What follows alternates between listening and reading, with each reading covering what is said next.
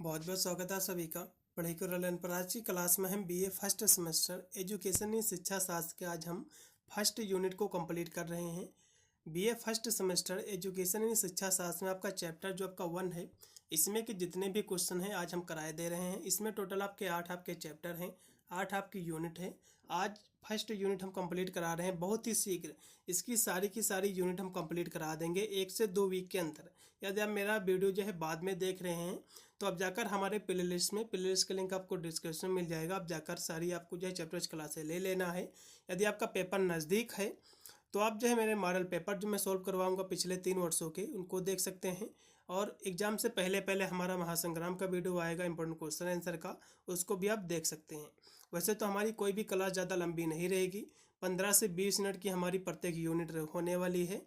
आप चाहे तो एक दिन में जो है सारा का सारा सिलेबस आप कंप्लीट कर सकते हैं, चलेगा। बहुत ही तेज गति से आज की क्लास के माध्यम से हम इसको फर्स्ट यूनिट को समाप्त कर रहे हैं, इसी को हम करा रहे हैं। इसलिए सभी विद्यार्थियों से निवेदन है, चैनल पर फर्स्ट यूनिट किए हो तो वीडियो को लाइक करके चैनल को जरूर सब्सक्राइब कीजिएगा, क्योंकि मैं चैनल पर बीए की आल सेमेस्टर की एग्जाम की तैयारी कराता हूँ, जिसके अंदर से अपने एग्जाम में आप अच्छे नंबर प्राप्त कर सकते हैं। पेपर आपका है एजुकेशन का, शिक्षा शास्त्र का। इसका सिलेबस मैंने पहले ही मेंशन कर दिया है। इसका फर्स्ट यूनिट आप देखिएगा। पेपर का टाइटल यहाँ से मिला लेना है, conceptual framework of education paper का आपका टाइटल रहेगा। फर्स्ट यूनिट में आपको क्या क्या पढ़ना है, इसमें आपको पढ़ना है एजुकेशन क्या है, इसके कॉन्सेप्ट, इसका जो उद्देश्य यानी जो शिक्षा क्या है, शिक्षा की अवधारणा और इसके उद्देश्य क्या है। पहला आपका जो है प्रथम आपका लेसन है, प्रथम आपका चैप्टर है यूनिट 1 आपका।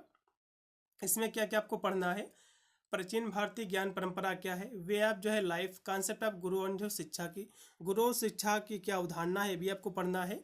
फिर इसमें पढ़ना है कि कॉन्सेप्ट ऑफ एजुकेशन, शिक्षा का क्या अर्थ है, इसकी अवधारणा क्या है, इसका उद्देश्य क्या है, और ज्ञान क्या है, टीचिंग, ट्रेनिंग, वेस एजुकेशन, इसके जो है फैक्टर ऑफ एजुकेशन के कारक भी आपको पढ़ना है। और इसके उद्देश्य क्या है एजुकेशन के, ये भी आपको जो है पढ़ना। मैं सारे इसमें के क्वेश्चन कराए दे रहा हूँ।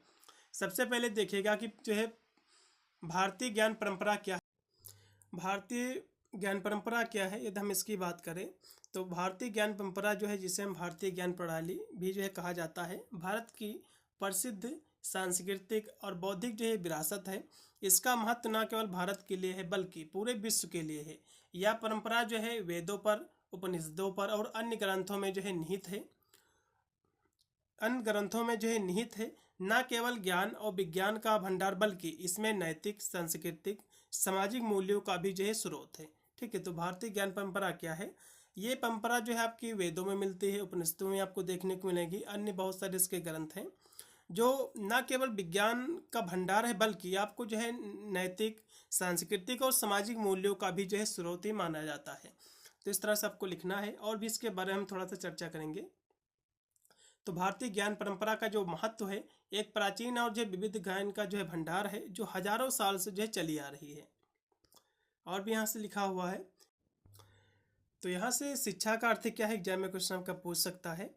तो प्राचीन काल में हमारे भारत देश में शिक्षा का प्रचलन जो है चलता आ रहा है। हमारे देश में विद्यालय की जगह जो है गुरुकुल जो है हुआ करते थे और विद्यार्थियों की जगह जो है शिष्य होते थे। तो पहले जो है, अब जो है क्या है, अब स्कूल हो गए हैं, यूनिवर्सिटी हो गए हैं। पहले शिक्षा के जो साधन थे, स्कूल वगैरह नहीं था, पहले क्या था, गुरुकुल थे। तो पहले गुरुकुल थे, जो कि अब इसको स्कूल कहा जाता है। अब जो है विद्यार्थी होते हैं, पहले जो है विद्यार्थी नहीं कहा जाता था, पहले शिष्य कहा जाता था, गुरु शिष्य। ठीक है, अब टीचर को जो है टीचर कहा जाता, पहले जो है गुरु कहते थे, अब टीचर कहते हैं, अध्यापक कहते हैं। पहले क्या था, गुरु कहते थे और बच्चों को जो है शिष्य कहा जाता था। तो प्राचीन काल में शिष्य गुरुओं का जो है बड़ा सम्मान करते थे। प्राचीन यानी पहले जो शिष्य होते थे, जो बच्चे होते थे, अपने गुरु का बहुत सम्मान करते थे। और गुरुजन भी जो है अपने शिष्य से जो है पुत्रवत व्यवहार करते थे। नहीं, जो टीचर होते थे, जो गुरु होते थे पहले के, वे भी जो है अपने जितने भी शिष्य होते थे उनको अपने पुत्र की भांति जो है व्यवहार करते थे उनसे। गुरु अपने शिष्य के लिए जो है शिक्षा के लिए जो है धन नहीं लेते थे। पहले के जो गुरु होते थे वे जो है अपने शिष्यों से कोई भी जो है फीस नहीं लेते थे, कोई भी जो है धन नहीं लेते थे। अब क्या है, अब तो सारे के सारे जो है बिना धन के आपको पढ़ाएंगे भी नहीं। तो पहले क्या था, पहले के जो गुरु होते थे, तो पहले गुरुकुल होती थी, वहीं पर जो है जो माता पिता होते थे आपको छोड़ आते थे, वहीं पर शिक्षा ग्रहण करने के पश्चात जो है बच्चा अपने घर लौटता था, वहाँ पर खाने पीने की सारी व्यवस्था पर जो है होती थी, बच्चों को जो है कार्य भी करना पड़ता था सारे, ठीक है। तो पहले ऐसी जो है सिस्टम थी, प्रणाली थी। तो गुरु जो है अपने शिष्यों के लिए जो शिक्षा के लिए धन नहीं लेते थे। ऋषि मुनि लोग अपने शिष्यों को अपनी शिक्षा में जो है युद्ध करना, धर्म की रक्षा करना, मानवता का पालन करना और जन समुदाय के कार्य करना इत्यादि जो है सिखाते थे। तो जो गुरु पहले के होते थे ऋषि मुनि, तो उनके जो शिष्य होते थे अपनी शिक्षा में युद्ध करना, धर्म की रक्षा करना, मानवता का पालन करना और जन समुदाय के जो है कार्य करना इत्यादि जो है सिखाते थे, जो पहले के ऋषि मुनि जो होते थे। तो इस तरह से आपको लिखना है। फिर हम देखेंगे कि विद्या क्या क्या अर्थ है। अभी मैंने आपको विद्या की परिभाषा अभी मैंने आपको बताई है। तो विद्या जो कि प्राचीन काल में शिक्षा शब्द के स्थान पर विद्या अथवा जो है ज्ञान शब्द का प्रचलन था। मतलब जो है विद्या जो शब्द है, अब विद्या के स्थान पर जो है क्या आ गया है, ठीक है, अब शिक्षा शब्द प्रचलित है। पहले जो है विद्या शब्द ही प्रचलित था प्राचीन काल में, तो विद्या अथवा जो है ज्ञान शब्द का प्रचलन था। समस्त प्राचीन ग्रंथ हमें यही बताते हैं कि विद्या शब्द की उत्पत्ति संस्कृत के विद धातु से हुई है, जिसका अर्थ होता है विद्वान होना या ज्ञान प्राप्त करना। यह ज्ञान जो है अनुभव पर जो है आधारित था। मतलब जो है जो विद्या शब्द है ये संस्कृत भाषा के विद धातु से उत्पन्न हुआ है, जिसका अर्थ होता है विद्वान होना या फिर जो है ज्ञान प्राप्त करना, और यह ज्ञान जो है अनुभव पर आधारित होता है। तो इस तरह से आपको लिखना है। फिर इसमें अगला क्वेश्चन की जो है शिक्षा की कोई दो आपको परिभाषा आपको देना है कि शिक्षा क्या है। तो शिक्षा जो होता है सीखना या जो है सिखाना, यही एजुकेशन होता है। इसी शिक्षा का जो शाब्दिक अर्थ होता है सीखना या सिखाना, यही एजुकेशन होता है। यहाँ से बहुत सारी परिभाषा दी हुई हैं, इनको भी देख लीजिए। शिक्षा जो है विकास की एक प्रक्रिया है। शिक्षा क्या है, डेवलप की एक प्रक्रिया है, डेवलपमेंट की, विकास की। और शिक्षा एक ऐसी प्रक्रिया है जिसके द्वारा व्यक्ति जो है विकास करता है। शिक्षा क्या है, शिक्षा के द्वारा व्यक्ति का विकास होता है। विकास का तात्पर्य है कि व्यक्ति में जो है अनुभव, व्यक्ति जो है अपने अनुभव के द्वारा व्यवहार में संशोधन करता है। अब व्यवहार में संशोधन कैसे कि पढ़ा लिखा व्यक्ति जो है अपने से बड़े से कैसे बोलना चाहिए, एक रिस्पेक्टफुली बोलता है, सम्मानपूर्वक बोलता है, किससे कैसे बात करनी चाहिए। तो पढ़ा लिखा जो व्यक्ति होता है उसके व्यक्तित्व का तो विकास होता ही है, साथ में उसके व्यवहार का भी जो है विकास होता है। और हम इस प्रकार कह सकते हैं कि शिक्षा जो है अनुभव के द्वारा व्यवहार में संशोधन है। शिक्षा क्या है, अब इतनी भी परिभाषा लिख सकते हैं, कोई भी दिक्कत नहीं, आपको नंबर मिल जाएंगे। शिक्षा क्या है, शिक्षा जो है अनुभव के द्वारा यानी एक्सपीरियंस के द्वारा व्यवहार में जो संशोधन होता है, जो सुधार होता है, इसी को हम शिक्षा कहते हैं, ठीक है। और भी बहुत सारे हमारे शिक्षा शास्त्री ने अपने अपने शब्द में इसकी परिभाषा दिया है। जैसे कि स्वामी विवेकानंद जी ने कहा है कि शिक्षा जो है मनुष्य के अंदर सन्निहित जो है पूर्णता का जो है प्रदर्शन है। विवेकानंद जी कहते हैं कि शिक्षा जो होता है मनुष्य के अंदर एक समाहित जो है पूर्णता का प्रदर्शन है।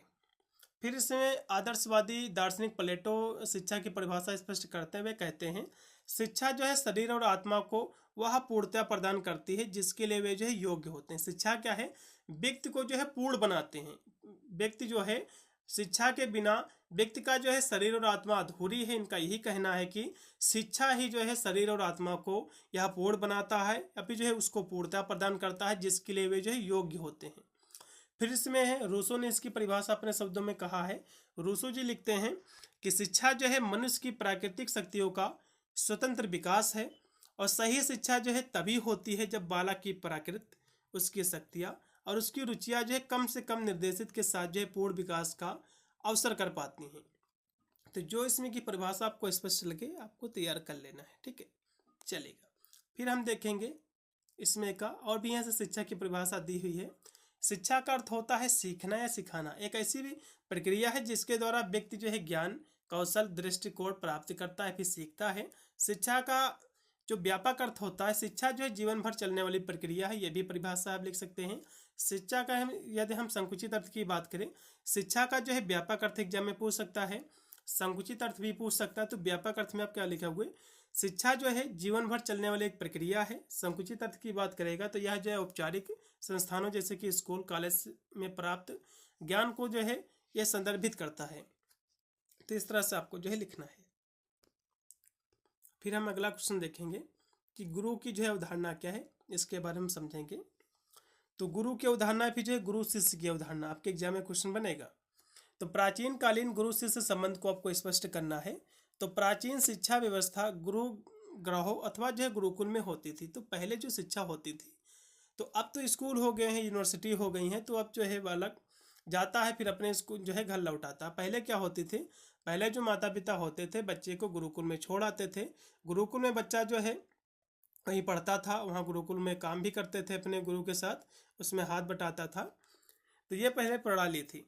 और ये जो है गुरुग्रह या गुरुकुल जो है गुरु के नाम से जो प्रचलित थे। और इस समय जो है गुरु को समाज में महत्वपूर्ण स्थान जो है प्राप्त था। वर्ण व्यवस्था के अनुरूप मानव जीवन का मार्ग जो है दर्शन करने वाले गुरु ही होते थे। और शिष्य यानी जो है छात्र, पहले जो है शिष्य कहा जाता था बालकों को, अब जो है छात्र कहा जाता है।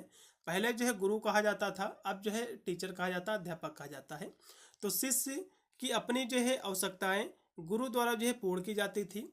और गुरु जो है शिष्य को प्रत्येक प्रकार का जो है संरक्षण देता था।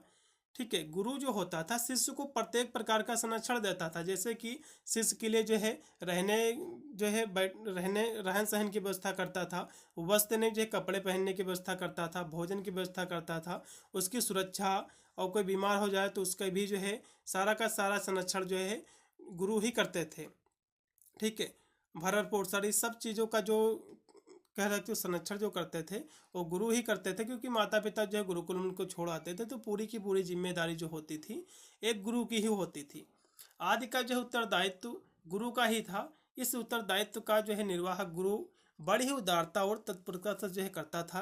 आवश्यकता पड़ने पर गुरु शिष्य के जो है रुंग होने पर उसकी जो है वैसी ही सेवा करता था जैसे माता पिता पुत्र की करता है। मतलब जो है जो शिष्य जो है बीमार होने पर उसकी जो सेवा जो है जैसे उनके माता पिता करते थे, तो एक गुरु भी उनकी सेवा उसी प्रकार करता है जैसे कि माता पिता करते थे। इस प्रेम और सौंदर्य को पाकर बालक अपने घर को भूल जाते थे। मतलब जो है पहले जो शिक्षा व्यवस्था थी, तो पहले जो बालक पढ़ने जाते थे गुरु के पास, तो अपने जो है घर को धीरे धीरे भूल जाते थे। मतलब क्योंकि सारी की सारी सुविधा घर की तरह होती थी, बीमार हो जाता था तो एक माता पिता की तरह जो है गुरु आपका जो है ख्याल रखता था। तो इसके चलते जो है उसको आभास ही नहीं होता था बच्चे को कि हम घर में हैं या फिर गुरुकुल में पढ़ने आए हैं। ठीक है, तो इस प्रेम और सौंदर्य को जो है पाकर बालक जो है अपने घर को भूल जाता था। जो शिष्य सारी जो है आयु गुरु गृह में रहकर ही जो है अपना जीवन व्यतीत करते थे और शिक्षा पाते हैं, उन्हें अंतेवासिन कहा जाता था। तो अंतेवासिन क्या है? अंतेवासिन जो है गुरु के समीप रहने वाला शिष्य या गुरुकुल का विद्यार्थी को कहा जाता है। ठीक है, अंतेवासिन किसे कहा जाता है? गुरु के समीप रहने वाला शिष्य या गुरुकुल का विद्यार्थी जो होता है, इसी को हम अंतेवासिन कहते हैं। ठीक है, इतना ही आपका जो है इतना आपको लिख देना है बनाकर, चलेगा। फिर हम देखेंगे शिक्षा के हम उद्देश्य देखेंगे, आपके एग्जाम में फंस सकता है। शिक्षा का उद्देश्य क्या है? तो यहाँ से शिक्षा के 5 उद्देश्य जो है निम्नलिखित हैं। ठीक है, शिक्षा से जो है व्यक्तित्व का विकास होता है, व्यक्ति के सामाजिक विकास करता है शिक्षा के माध्यम से, व्यक्ति में ज्ञान का विकास होता है, व्यवसायिक उन्नति का उद्देश्य, और व्यक्ति का जो है शिक्षा के माध्यम से चरित्र का निर्माण होता है, नैतिकता का विकास करता है शिक्षा के माध्यम से। तो सभी क्या है? शिक्षा के 5 उद्देश्य हैं। एग्जाम में क्वेश्चन फंस सकता है, तो 5 उद्देश्य आपको लिख देना है। पहला है व्यक्तित्व का विकास, सामाजिक विकास, ज्ञान का विकास, व्यवसायिक उन्नति का विकास, चरित्र का विकास, चरित्र का निर्माण, नैतिक विकास इत्यादि। आपको ये उद्देश्य आपको लिख देना है। ठीक है भाई, इतना ही आपका फर्स्ट आपका यूनिट था जो कि मैंने आपको कंप्लीट करा दिया है। अब हमारी जो दूसरी जो यूनिट रहेगी बहुत ही शीघ्र हमारी आएगी दूसरी यूनिट।